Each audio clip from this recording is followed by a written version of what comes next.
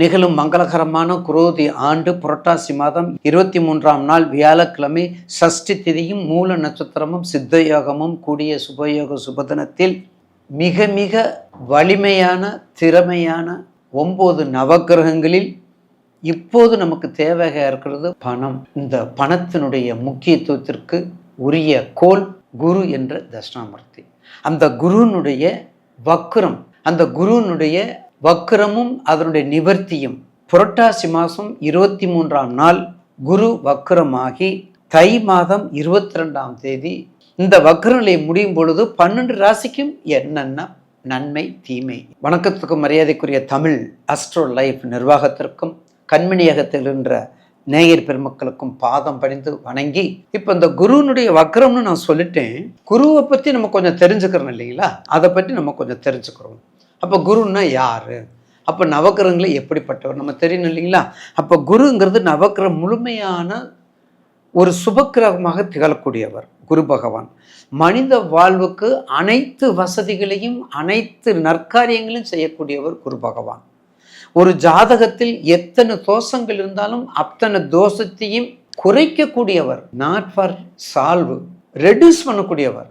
எந்த நவக்கிரகமே எதையுமே யாருமே சால்வ் பண்ண மாட்டாங்க, அதை ரெடியூஸ் பண்ணத்தான் செய்வாங்க, குறைக்கத்தான் செய்வாங்க. எந்த மூலம் குறைப்பாங்க? நம்ம பிரார்த்தனை செய்வதன் மூலம் குறைப்பாங்க. அப்படிப்பட்ட தோஷங்களில் குறைக்கக்கூடியதில் முதல் கோளாக இருக்கிறது குரு பிரம்மா. அதனால தான் குரு பார்த்தால் கோடி, எல்லாரும் எப்படி சொல்லுவீங்க? குரு பார்த்தால் கோடி நன்மைன்னு சொல்லுவீங்க. ஆனால் அடியன் குரு பார்த்தால் கோடி பாவம் நிவர்த்தி என்று சொல்லக்கூடியது. காலபுருஷனுக்கு 7 பார்த்தீங்களா? இதுதான் என் குணம், இதுதான் என் விதி, இதுதான் எனது நற்செயல், இதுதான் எனது செய்கை என்று மார்தட்டி கொள்வது பெரிதல்ல. நேயர் பெருமக்கள், துலாம் ராசி சாதாரண ராசி இல்லைங்க. அவங்க தப்பு பண்ணாலும் அவங்களுக்கு பிடிக்காதுங்க. இதுதான் என் குணம், இதுதான் என் விதி, இதுதான் என் மதி, இதுதான் எனது நற்செயல் என்று மார்தட்டி கொள்வது பெரிதல்ல. உன்னுடைய நற்குணத்தாலும் உன்னுடைய செய்கையாலும் நீதி நேர்மை தவறாது அடுத்தவரை காயப்படுத்தாது குணம் கொண்ட துலாம் ராசி நேயர்கள். நீங்கள் உங்களையே காயப்படுத்துறதுக்கு பிடிக்காதுன்னா அடுத்தவங்களை எப்படி நீங்கள் காயப்படுத்துவீங்க?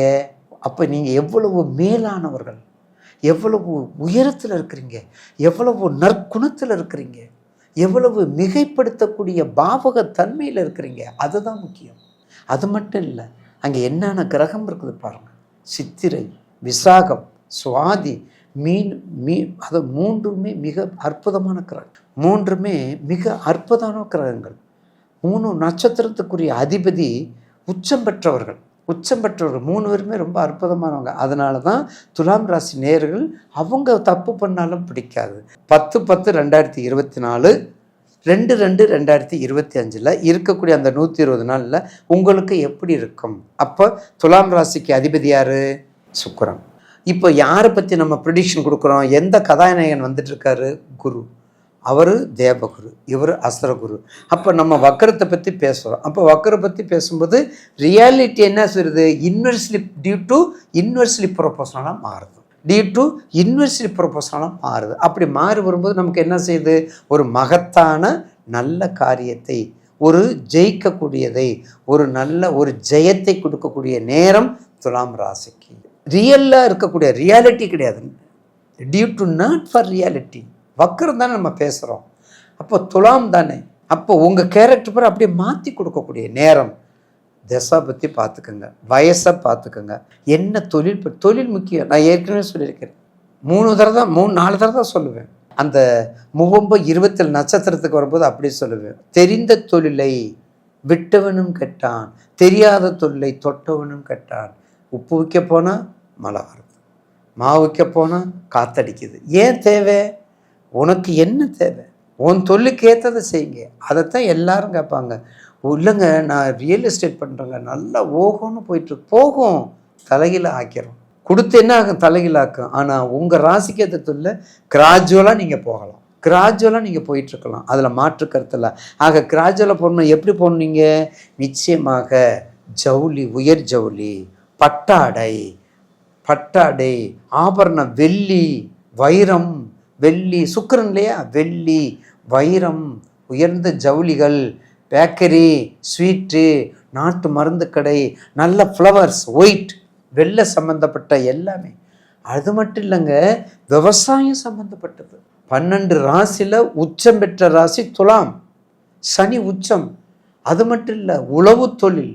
அது மட்டும் இல்லை, விவசாயத்தினுடைய இந்தியாவுடைய முதுகு எலும்பே விவசாயம். 12 ராசியில் துலாமில் சனீஸ்வரர் உச்சம் பெறார். அது மட்டும் இல்லை, விவசாயத்தினுடைய நற்பவி. அதனால தான் துலாமுக்கு நீதிக்கு உரிய இடம், நேர்மைக்கு உரிய இடம். அதுதான் நான் சொன்னேன், நீதி நேர்மை தவறாத, அடுத்தவரை காயப்படுத்தாத குணம் கொண்டவர். அடுத்தவரை காயப்படுத்தினா அப்புறம் நீங்கள் எப்படி இருப்பீங்க? அவ்வளோ ஸ்ட்ரெயிட் ஃபார்வேர்டு. அழகு, ஆற்றல், இன்பம், சுயநலம் கொஞ்சம் இருக்கும். கொஞ்சம் சுயநலம் இருந்தால் தானே வாழ முடியுது. சுயநலம் இல்லைன்னா நீங்கள் எப்படி வாழ்வீங்க? கொஞ்சம் சுயநலம் இருக்கணும். அதனால் துலாம் ராசி நேயர்களுக்கு இந்த வக்ரம், குரு வக்ரம் கொஞ்சம் நன்மையை கொடுக்கக்கூடியது, கொஞ்சம் நன்மையை கொடுக்கக்கூடியது தான். அதில் மாற்று கருத்து இல்லை. எப்படின்னா, உங்கள் குணத்தையும் அவங்க குணத்தையும் ஒன்று சேர்க்காத இடம். தங்களுடைய குணத்தையும் அவருடைய குணத்தையும் ஒன்று சேர்க்காது. யூனிவர்சிட்டி ப்ரொபோசல் வரும்போது நீங்கள் என்ன பண்ணுறீங்க? ஒரு வெற்றி வாய்ப்பை கொடுத்துட்றீங்க. அப்போ உங்களுக்கு என்ன பக்கபலமாக இருக்கணும்? தசா பற்றி பக்கபலமாக இருக்கணும். 6, 8, 12 நடந்தால் அமைதியாக இருக்கணும். ஏற்கனவே குரு உங்களுக்கு அட்டமதிபதி. குரு உங்களுக்கு அட்டமதிபதி. குரு 8ஆம் பாவம் 8ல் இருக்கார். உங்கள் ராசிக்கு 6, உங்களுடைய ராசிக்கு 8, உங்களுடைய ராசிலேருந்து 6. அப்போ 6ங்கும்போது என்ன ஆகணும்? ரோகம், ருணம், சத்துரு. அப்போ ரொம்ப கவனமாக இருக்கணும் இல்லையா? அப்படி இருந்தால் தான் ஒரு மிகப்பெரிய உங்களுக்கு எதிர்காலத்தில் வரக்கூடிய நல்ல ஒரு தன்மையை கொடுக்கும். அது மட்டுமல்ல, குரு பார்வை இப்போது தான் போயிருக்குது. 1/1/2022 குரு பயிற்சி வந்துச்சு. அதுலேருந்து தானே, அதுக்கு முன்னாடி நல்லா தானே இருந்தீங்க. ஆனால் சனி வக்கரம் ரொம்ப கவனமாக இருக்கணும். உங்களுடைய ராசிக்கு சனி வக்கரம் எவ்வளோ நெகட்டிவை கொடுத்தாலும் குரு வக்கரம் கொஞ்சம் நன்மையை கொடுக்கக்கூடிய நேரம். நன்மையை கொடுக்கக்கூடிய எந்தெந்த வகையில் கொடுக்கக்கூடியது உங்களுக்கு ஏற்கனவே சொல்லிட்டேன். எந்தெந்த வகையில் கொடுக்கும் அப்படிங்கிறது உங்களுக்கு ஏற்கனவே நம்ம சொல்லியிருக்கிறோம். ஆக மொத்தம் கண்டிப்பாக குரு ஒரு மிகப்பெரிய ஒரு யூனிவர்ஸில் இருக்கக்கூடிய தீமையை குறைச்சி நன்மையை கொடுக்கும். உங்கள் தசாபத்தியை பார்த்துக்கிட்டு ஏற்கனவே எல்லா விதமான வேலைப்பாடும் சொல்லிட்டேன். உங்களுக்கு என்னென்ன வேலை செய்யணுங்கிறதெல்லாம் சொல்லிட்டோம். அதில் எது முக்கியமான வேலைங்கிறது சொல்லியாச்சு. அப்படி இருக்கும் பொழுது இந்த குரு பயிற்சி ஒரு நல்ல மாற்றத்தை கொடுக்கும், நல்ல ஏற்றத்தை கொடுக்கும். நீங்கள் என்ன வழிபாடு பண்ண வேண்டும் பாருங்கள். நீங்கள் என்ன வழிபாடு பண்ண தெரியுங்களா? அதாவது குருவுக்கு நிச்சயமாக கண்டிப்பாக சுந்தரகாண்டம் படிக்கணும். சுந்தரகாண்டத்தில் 3வது சர்க்கம் ரொம்ப முக்கியம். போதுமா? சுந்தரகாண்டத்தில் 3வது சர்க்கம். ஏன் 3வது சர்க்கம்னா, அந்த 3வது சர்க்கம் தான் வெற்றியை நிர்ணயம் பண்ணக்கூடியது. தோல்வியை துவண்டு போனாலும், தோல்வியை வராமல் இருக்க போனாலும், துவண்டு போனாலும் வெற்றியை கொடுக்கக்கூடிய இடம் அந்த 3வது சர்க்கம். அதுக்கடுத்தது 7வது சர்க்கம்.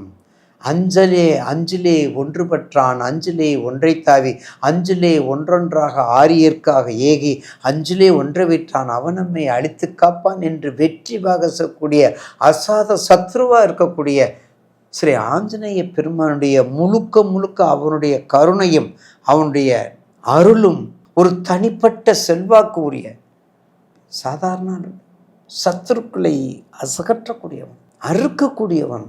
அப்படிப்பட்ட ஆஞ்சநேய பெருமானுடைய வழிபாடும் உங்களுக்கு வெற்றியை கொடுக்கும். கொஞ்சம் தான் சுவாமி, ஐயா கொஞ்சம் தான், நல்லா படித்து போனீங்க, 1 மார்க்கில் போயிடுச்சு, விடுங்க. அடுத்த 1 மார்க் இல்லை, அடுத்து கண்டிப்பாக நீங்கள் பாஸ் பண்ணிடுவீங்க. 10 மார்க்கில் போனால் 10 தடவை எழுதுங்க. 5 மார்க்கில் போனால் 5 தடவை எழுதுங்க. வெற்றி உங்களுக்குன்னு எழுதுங்க. அந்த வெற்றி உங்களுக்காக நிர்ணயிக்கப்பட்ட வெற்றி, உங்களுக்காக நிர்ணயிக்கப்பட்ட வெற்றி. அப்படிப்பட்ட வெற்றியை கொண்டு வாங்க. அப்படி கொண்டு வந்தால் நிச்சயமாக ஒரு மாறுதல் ஏற்படும். துலாம் ராசிக்கு கண்டிப்பாக குரு வக்ரம் அபிரதமான நன்மையை செய்யும். அதில் மாற்று கருத்து அல்ல. அதுக்கு அடுத்தது ஒரு ஜனன ஜாதகத்தில் குருபலம் பெற்றவர்கள் உடல் ஆரோக்கியம், மன அமைதி, ஆன்மீக சிந்தனை, அறக்கட்டளை, பக்தி, நல்ல குழந்தை பாக்கியம், நல்ல புத்திர பாக்கியம், நல்ல அறிவு, நல்ல மந்திரம், நல்ல கற்புத்தன்மை, சமுதாயத்தின் நல்ல பெயர், செல்வாக்கு, பணம் ஆகிய நற்பலன்கள் எல்லாமே குரு நல்ல நிலையில் இருக்கும்போது. குரு நல்ல நிலையில் என்ன? குரு 1, 5 9 திரிகோணம், கேந்திரம் 1 4 7 10 கேந்திரம். அப்ப கேந்திராதிபதியா இருந்தாலும் திரிகோணாதிபதியா இருந்தாலும் அந்த கிரகம் அவருடைய லக்கணத்திலிருந்து எங்க இருக்கணும்? உச்சம் பெற்றிருக்கணும். அப்போ உச்சம் பெறக்கூடிய இடம் கடகம். அப்ப குரு கடகத்துல உச்சம் பெற்றிருக்கும் பொழுது எல்லையில்லாத நற்பலன்களை அள்ளி அள்ளி வாரி வழங்குவார். தனுசு மீனம் லக்கணம் அல்லது தனுசு மீன ராசிகளில் இருப்பவர்களுக்கு பிறந்தவர்களோடு நட்பு மிகவும் அதிகமாக இருக்கும். மேசராசியும் விருச்சக ராசியும் சேர்ந்தவங்களுக்கு தனுசு மீனமும் நட்பாக இருக்கும். என்னைக்குமே தனுசு மீனத்திற்கு மிதுனமும் கன்னி ஆகவே ஆகாது. அது நல்ல நேயர் பெருமக்கள் புரிஞ்சுக்கோங்க. தீர்த்த யாத்திரை, புண்ணிய தலங்கள், மஞ்சள் நிற ஆடைகள், நல்ல குரு வழிபாடு, பொன் பொருள் சேர்க்கை, ஆசிரியர்கள் நட்பு, குருனுடைய நட்பு, யோகியினுடைய நட்பு, ஒரு ஞானினுடைய தொடர்புகள், இதெல்லாம் குரு திசையில குரு புத்தியில குரு நல்லா இருக்கும்போது நற்பலனை கொடுக்கும். ஜனன காலத்தில் குருவின் பலம் குறைந்தவர்களுக்கு அவப்பெயர், ஆரோக்கியமின்மை. இப்போ பாசிட்டிவ் சொன்னோம் பார்த்தீங்களா, இப்போ குருனுடைய நெகட்டிவ்ஸ் என்ன பாருங்க, அவப்பெயர், ஆரோக்கியமின்மை, ஆன்மீக நாட்டத்தில் குறைவு, பொருளாதாரத்தில் மந்தம், பொருளாதார மந்த நிலை, உடல்நிலையில் சீரான மருத்துவம், அடிக்கடி மருத்துவம் பார்த்தல், இதெல்லாம் உங்களுக்கு கொஞ்சம் மைனஸாக இருக்கும். இது எல்லாத்துக்குமே குருவாக இருந்து அருள் பெறக்கூடிய திருச்செந்தூர் முருகன், அதுக்கடுத்து சுவாமிமலை, அதுக்கடுத்து தென்குடி திட்டை, அதுக்கடுத்தது ஆலங்குடி, பார்த்தீங்களா? இப்படிப்பட்ட அதே மாதிரி கோவிந்தவாடி, சென்னையில் காஞ்சிபுரம் பக்கத்தில் கோவிந்தவாடி, இதெல்லாம் ஏன் போறீங்க? பாடல் பட்ட ஸ்தலம் திருவழிதாயம், லூகாஸ் டிவிஎஸ் பக்கத்தில், லூகாஸ் டிவிஎஸ் பக்கத்தில் பாருங்க திருவழிதாயம். அப்படிப்பட்ட குரு ஸ்தலத்தில் போய் நீங்கள் பிரார்த்தனை செய்து வேண்டிக்கொண்டால் கண்டிப்பாக உங்களுக்கு அந்த தீமைகள் குறைந்து நற்பலன்கள் கண்டிப்பாக கூடும். ரத்தினம் அவருக்கு புஷ்பராகம், மரம் அரசு மரம், இந்திரன், வடக்கு, அவருடைய வாகனம் யானை, பார்த்தீங்களா? யானை, சுவை இனிப்பு, பார்த்தீங்களா? மூலத்திரிகோணம் தனுசு, உச்சம் பெற்றது கடகம், நீச்சம் பெற்றது மகரம், அவருடைய நட்சத்திரம் புனர்பூசம், விசாகம், பூரட்டாதி. கிட்டத்தட்ட 1 வருஷம் அவருடைய தசாகாலம் 16 வருடங்கள். குரு பயிற்சி 1 வருஷம், குருனுடைய மொத்த வருஷம் 16. அதில் பார்வை 5 7 9. அவர் மிகவும் உண்மையான ஒரு ஆண் கிரகம். இதை வச்சு கண்டிப்பாக கோச்சாரத்தில் மட்டும் 1 வருடம். அப்போ இந்த குருனுடைய கண்டிப்பாக குருனால நமக்கு ஏகப்பட்ட நன்மைகள் இருக்குது. எப்படி இருக்குது? குருச்சந்திர யோகம், குருமங்கள யோகம், கசகசிரி யோகம், அப்புறம் ஹம்ச யோகம், இப்படி எல்லாம் நிறைய குருனுடைய இதில் தான் அந்த யோக பலம்லாம் இருக்குது. அப்போ ஒரு ஜனன ஜாதகத்தில் நாங்கள் சொல்கிறது, அடியேன்னு சொல்கிறது எல்லாமே பொதுவான விதிகள், பொதுவான காரணிகள். உங்கள் ஜனன ஜாதகத்தில் கசகசிரி யோகமா, குருச்சந்திர யோகமா, சகட யோகமா, குருமங்கள யோகமா, ஹம்ச யோகமா, குருச்சந்திர யோகமா, இதெல்லாம் பரிசீலித்து பக்கத்தில் உள்ள ஜோதிடத்தில் கொண்டு போய் கொடுத்து நீங்கள் பார்த்து அதை தீர்வு செய்வது. உங்கள் வயது முக்கியம், அடுத்து உங்களுடைய தசாபுத்தி முக்கியம், உங்கள் ஜனன ஜாதகத்தில் தசாபுத்தி அந்தரம் முக்கியம். குரு நீச்சம் பெற்றிருக்காரா, நீச்சம் பெற்ற மட்டும் இல்லைங்க அட்டமாதிபதி சாரம் பெற்றிருக்காரா, இதெல்லாம் பார்த்து பரிசீலனை செய்துதான் ஒரு மனிதனுடைய வாழ்க்கையை உயர வைப்பதும் தாழ்மையில் வைப்பதும் குருவனுடைய ஒரு பலனை நம்ம சுட்டி காட்டக்கூடியதாகும். பிடியதன் உருவுமை குலமிகு கரியது வடிகொடு தனதடி வழிபடும் அவரிடர் கடி கணபதி வர அருளின் மிகக்கூடிய வடிவினர் பயில்வழி வளமுறை இறையே. ஈசனே சிவகாமி நேசனே என ஈன்ற தில்லைவாழ் நடராஜனே, தெளிவு குருவின் திருமேனி காணல், தெளிவு குருவின் திருநாமம் செப்பல், தெளிவு குருவின் திரு வார்த்தை கேட்டல், தெளிவு குரு ஒரு சிந்தித்தல் தானே.